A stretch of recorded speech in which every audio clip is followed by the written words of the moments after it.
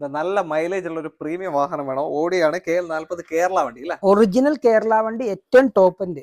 എങ്ങനെ നമുക്ക് 1090 asking price. Model പിന്നെയും കുറച്ചെടുക്കാം. 12 മോഡല്. 12 റീപ്ലേസ് ഇല്ല, ഫ്ലഡ് ഇല്ല, ക്ലെയിം ഇല്ലാത്ത വാഹനം 1090 ആസ്കിങ്. കുറച്ച് കൊടുക്കാം. അതായത് നല്ല മൈലേജ് ഉണ്ടാവും. 18 റേഞ്ച് മൈലേജ് കിട്ടും. അടുത്ത ഒരു i20 ആണ്. നല്ല അടിപൊളി അലോയ്സ് ഒക്കെ കയറ്റിയിട്ടുണ്ട്. ഫ്ലാറ്റിന്റെ വീല് 17 മോഡൽ ഡീസൽ i20. വെറും 5,75,000 ചോദിക്കുന്നത്. 5,60 കൊടുക്കാം. പുതിയ ഇൻഷുറൻസ് എടുത്ത്. ഡീസലാണ്, നല്ല മൈലേജ് ഉണ്ടാവും, പവർ ഉണ്ടാവും.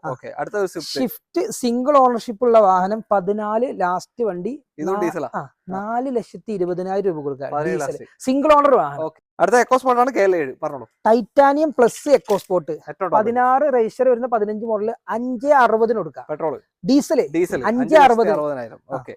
അടുത്തതാ ജാസ്. ഡീസലില് അപാര മൈലേജ് കിട്ടുന്ന വാഹനം. ഒരു 20 അബോ കിട്ടുന്ന വാഹനം.